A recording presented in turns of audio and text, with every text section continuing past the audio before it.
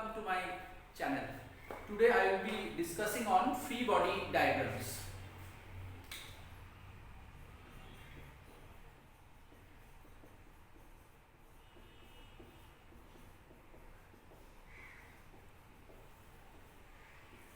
Which in short they are also known as FBDs.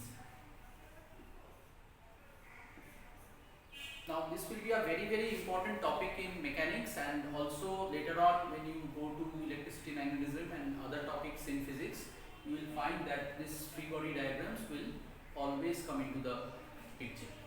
So let us take a very simple example of, say, a body of mass m resting on a plain horizontal surface. So what are the two forces acting on this? So one will be the weight of the body, which will be mg, and obviously because this mass is having no acceleration, that means there has to be an upward force. That upward force is called the normal reaction.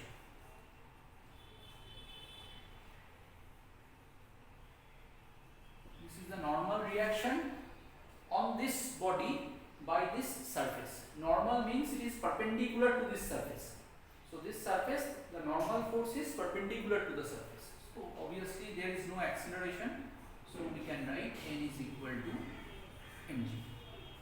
So here two forces are acting on the body. One is the weight down, another is the normal force which is acting in the upward direction. So next example, what we can take, say it is a frictionless surface, and we have two connected bodies N1 and N2, on which an external force F is an external force which is acting. Now obviously the acceleration of this system will be towards the right. Now if we want to draw the free body of this M1, see, this body will have acceleration A, but this body in the forward direction, the force that is acting, that will be T. The force here in this string, that is T, and we are assuming that the string is massless for the time being. So the tension in the string is T. So that is actually taking this body forward. So our equation will be T is equal to M1A. Now you can say, why we have not taken the forces in the y direction? Obviously in the y direction there is no acceleration. So M1G and the normal reaction, say N1, they will balance each other. So for solving of the problem in the x direction, we need not draw the forces in the y direction. Okay, so we are only considering the forces in the x direction because the force is in the x direction and also the acceleration is in the x direction. But the free body of M2 is a little bit tricky.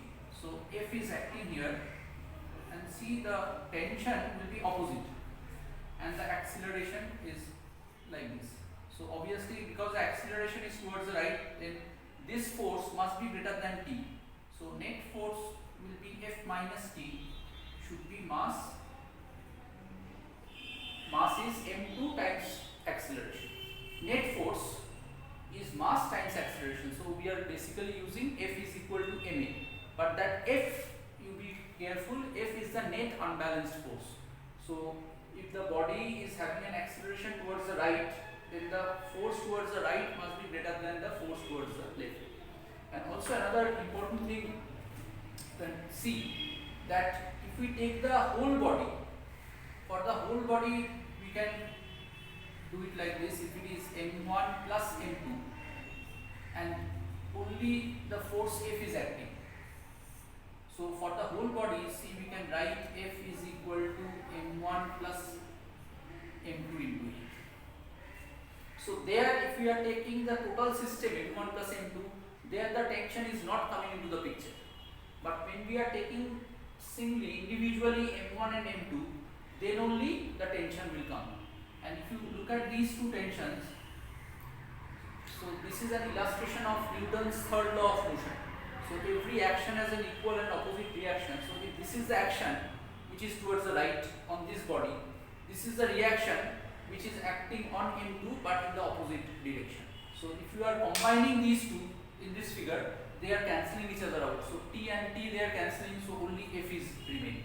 So these are my three basic equations. So now you can solve from here.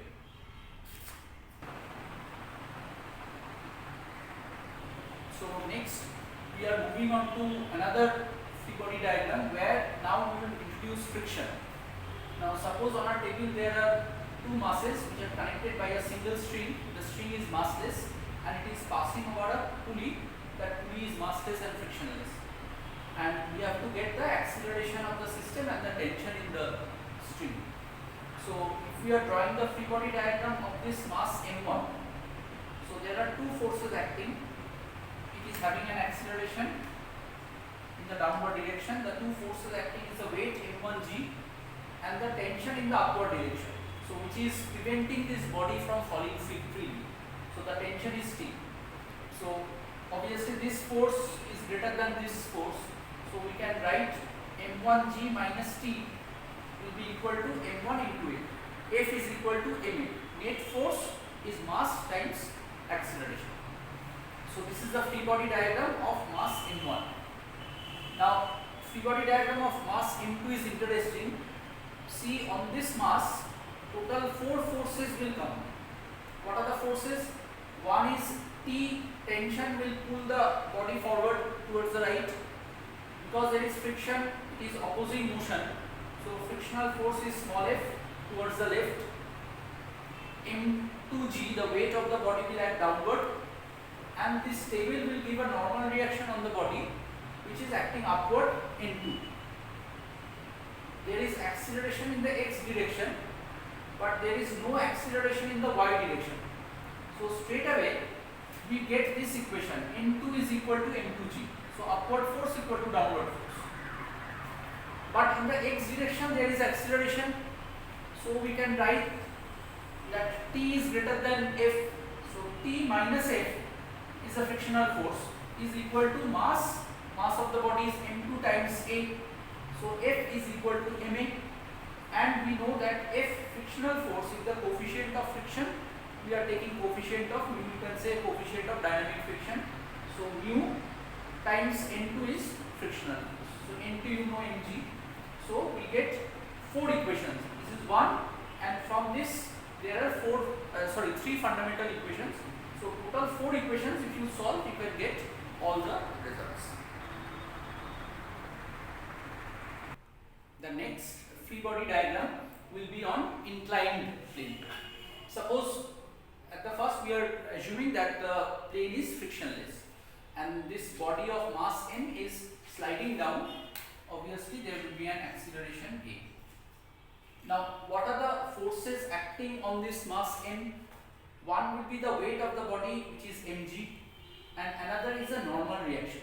So there are two forces which are acting on the body, mg and n. Now for our convenience, what we are doing, we are resolving the forces in the x direction and in the y direction. Be careful how we are choosing the x and y. X direction is along the incline and y is perpendicular to the incline.